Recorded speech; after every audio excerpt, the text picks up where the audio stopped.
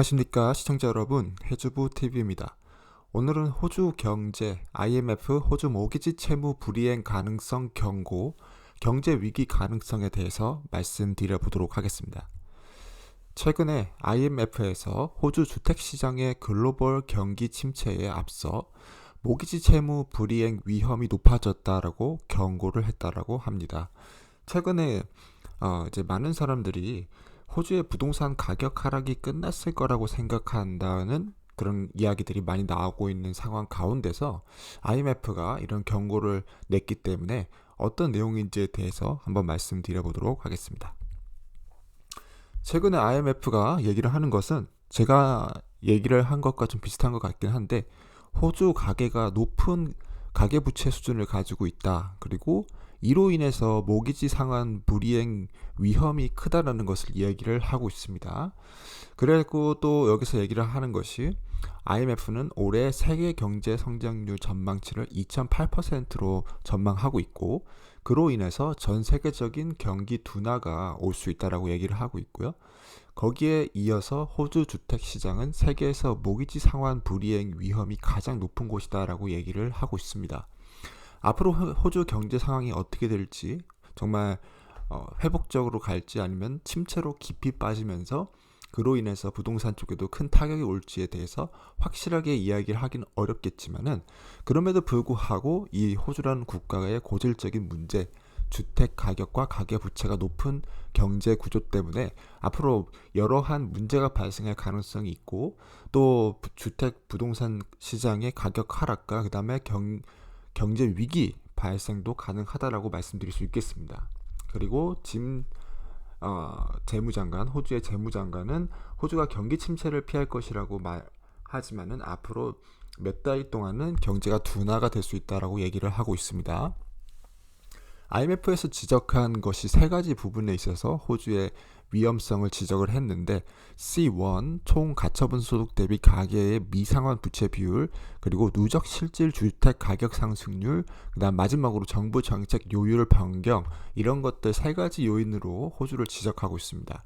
그래서 사람들이 이제 실질적으로 처분할 수 있는 소득, 소비할 수 있는 그런 자본 대비해서 미상환 할 수 있는, 부채를 상환할 수 있는 비율이 굉장히 안 좋다라는 얘기를 하고 있고요. 그래서 내가 버는 돈 대비해서 나가는 돈, 뭐 모기지를 갚거나 아니면 대출을 갚는 데 사용하는 돈이 너무 높은 그런 것 때문에 이 호주가 하이 리스크에 들어가 있다라고 말씀드릴 수 있겠고, 그다음 너무 주택 가격이 오랫동안 빠르게 상승을 해왔습니다.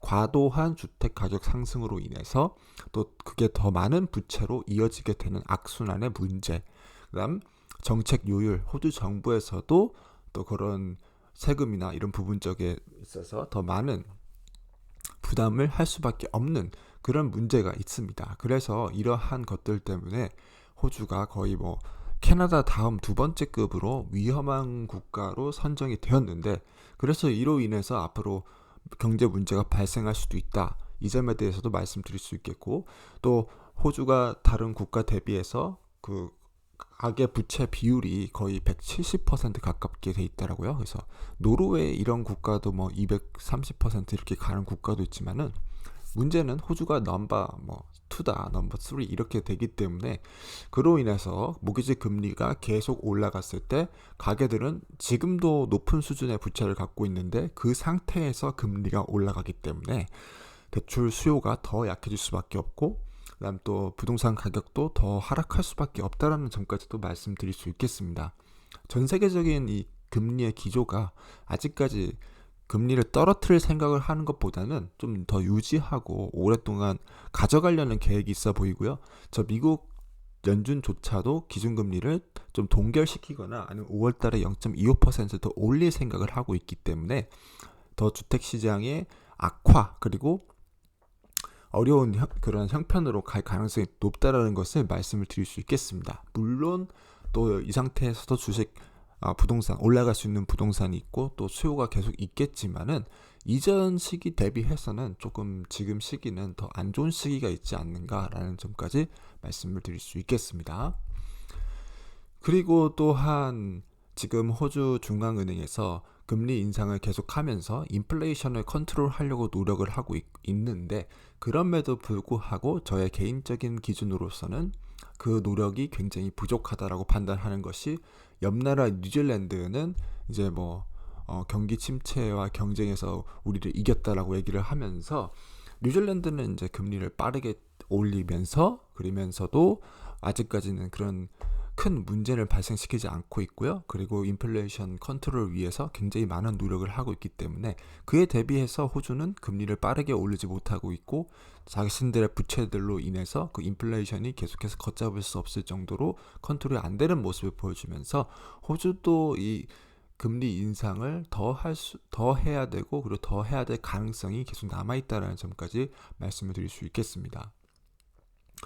기준금리를 더 높게 올리지 않았기 때문에 호주 경제가 앞으로 성장률이 1.6%, 2014년도는 1.7%까지로 그렇게 양호한 그런 수준을 보여주게 되지만은 다른 국가와 같이 5% 그리고 5.25%까지 올렸을 때는 더 큰 둔화가 올 수 있다라는 거죠. 그래서 그러한 점에 있어서는 호주가 금리를 올리지 않아서 어느 정도까지는 경제가 크게 둔화되지 않았다라는 것은 그나마 나은 상태다라고 말씀드릴 수 있겠습니다. 하지만은 전 세계적으로 금리를 더 빠르게 오르는 게 지금 현 세계의 트렌드이고 그로 인해서 전 세계 국가에 특히 미국 실리콘뱅크와 시그니시 뱅크의 파산, UBS 크레딧 스위스 구제금융 이런 전 세계적인 금융 부분에 혼란이 이어지고 있다는 점까지 감안을 했을 때 앞으로 그 금융의 혼란이 호주에도 충분히 일어날 수 있다라는 것이죠. 겉보기에는 괜찮아요. 겉보기에는 좋아 보이고 그리고 문제가 없어 보이지만은 속으로는 많이 썩고 있다라는 것이고 그거를 이제 IMF에서 지적을 하고 있다라고 저는 판단을 하고 있습니다. 그리고 시간이 지나갈수록 경제 상황이 녹록지 않고 전 세계적인 경기 침체가 임박한 상태에서 많은 국가들이 금리를 높게 유지하려는 상황에서 금리를 올리지 않고 계속 그렇게 버텼을 때 어떤 일이 일어날지는 또 아무도 모른다는 사실까지 말씀을 드릴 수 있겠습니다. 재무부는 세계 경제 둔화와 국내 금리 인상의 영향으로 올해 말 우리 경제가 상당히 둔화될 것으로 예상한다. 근데 제가 봤을 때는 둔화만 돼도 굉장히 좋다라고 생각하고 있고요.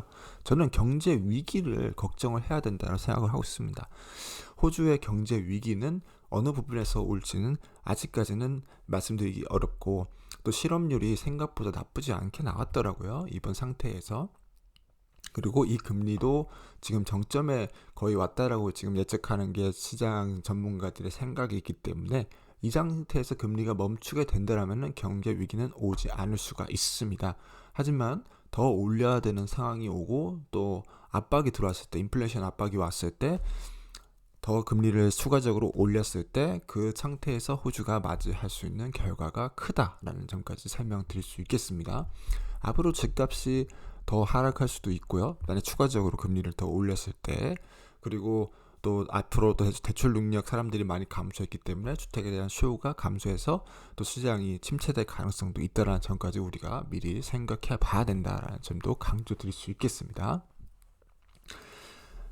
일부 경제학자들은 코어 로직 데이터를 기반으로 호주 주택 가격이 바닥을 쳤다라고 생각을 하고 있지만 캐피탈 이코노믹에 이 사람은 회의적이다라고 얘기를 하면서 실업률이 빠르게 늘어나게 된다면은 주택 가격은 거의 확실하게 떨어지게 될 것이다 라면서 이런 의견을 펼치고 있는 사람도 있습니다.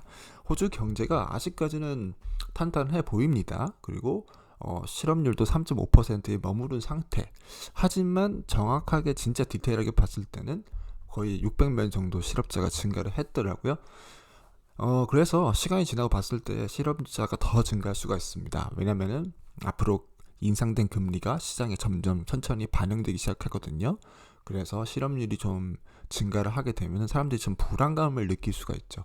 그 불안감에서부터 그 불씨가 시작이 되는 거죠. 그래서 경제가 더 침체가 가속화될 수가 있다는 점. 하지만 호주 정부는 그것을 알고 있고 어떻게 해서든 금리로 좀 버텨보려고 하는 생각을 하고 있다는 점. 우리 이런 눈치 싸움 가운데서 어떤 변화가 일어났을 때 빠르게 대응할 수가 있어야 된다는 것이고 그리고 또 마음을 급하게 가질 필요 없이 우리를 좀 기회를 누리면서 여유롭게 접근을 하는 것도 필요하다고 생각을 하고 있습니다. 그래서 저는 개인적으로 경제 위기가 왔을 때도 순탄하게 넘어가기 위해서는 언제나 준비가 되어 있어야 되고, 내 자신의 자산이 탄탄하게 준비가 되어 있더라면은 또 사람들이 공포에 나왔을 때 그런 것들을 우리가 자산들을 매입할 수 있기 때문에, 그런 준비만 잘 하고 있으면은 호주 경제 위기도 기회로 삼을 수 있다고 생각을 하고 있습니다. 이상 해주부 TV였고요. 오늘 IMF가 호주 모기지 채무 불이행 가능성에 대한 경고에 대한 거 말씀드리고, 또 경제 위기가 온다라면 어떠한 경로를 통해서 올 수 있는지에 대해서 말씀을 드렸습니다. 가장 큰 문제는 모기지의 문제이고, 그 다음에 금리의 문제이고, 글로벌 경기 침체이고, 그 다음 그로 인한 실업률 상승으로 인해서 발생될 수 있는 문제, 호주 가처분 소득의 지금 악화된 상태가 그것이 될 수 있다라면서 이것을 얘기를 하면서 오늘 영상을 마무리하도록 하겠습니다. 이상 해주부 TV였고요. 시청해주셔서 고맙습니다.